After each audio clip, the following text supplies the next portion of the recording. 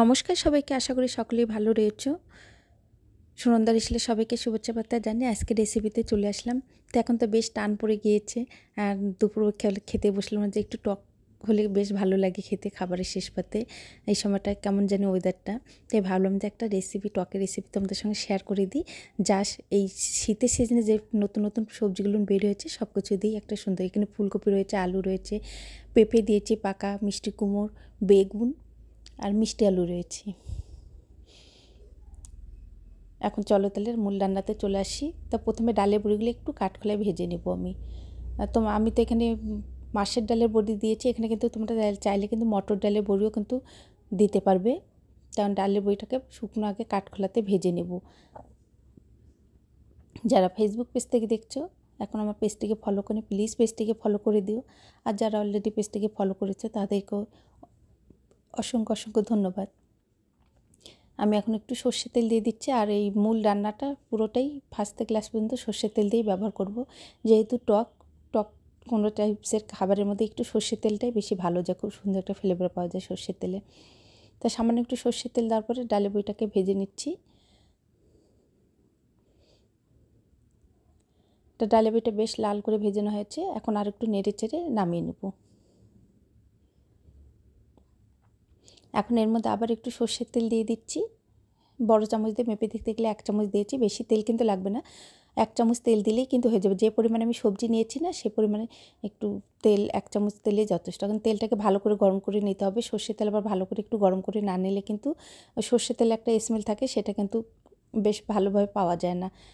তো এখন এই দুটো শুকনো লঙ্কা আমি ছিঁড়ে দিচ্ছি, এখানে কোনো কাঁচা লঙ্কা ব্যবহার করব না, জাস্ট এই দুটো লঙ্কাই কিন্তু দিয়ে দিব। তা লঙ্কাটাকে একটু ভালো করে ভেজে নেওয়ার চেষ্টা করবো, এতে যেন খুব সুন্দর একটা স্মেল বের হয়। তা ভেজে নিতে প্রায় 1-1.5 মিনিটের মতো সময় লেগেছে। এখন ভালো করে তেলের মধ্যে নেড়েচেড়ে নিতে, আর পুরো রান্নাটাই কিন্তু হাই ফ্লেমে রয়েছে।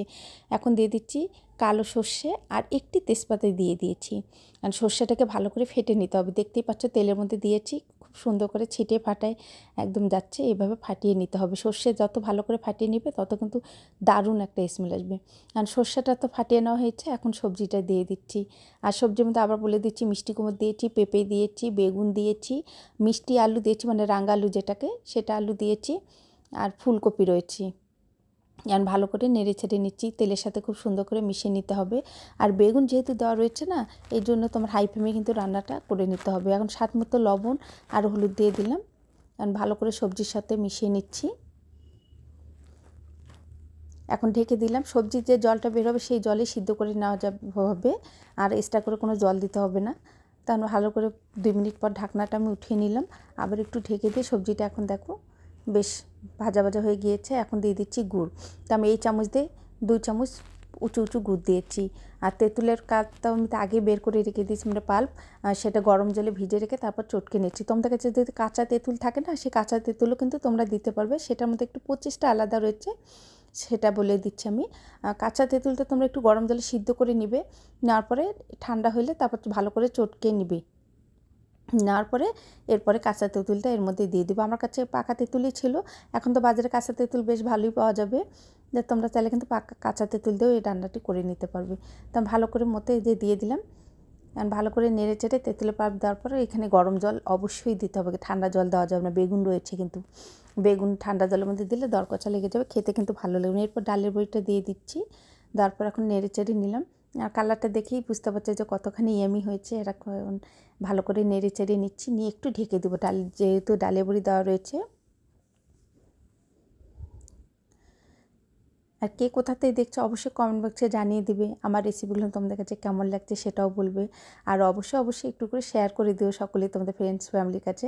এখন দিয়ে দিলাম ভেজে রাখা জিরে ভাজা গুঁড়ো, এটা দিলে খুব সুন্দর একটা ফ্লেভার পাওয়া যায়। তোমাদের কাছে যদি না থাকে একটু জিরে টেলে নিয়ে তারপর শিলপাটা একটু ঘুরিয়ে দিয়ে দিও, তাতে কিন্তু দারুণ টেস্ট আসবে। এই যে এখন নামিয়ে নিলাম, তৈরি হয়ে গেলো আমার মজাদার বড়ি সবজি টক, দারুণ লাগে কিন্তু খেতে।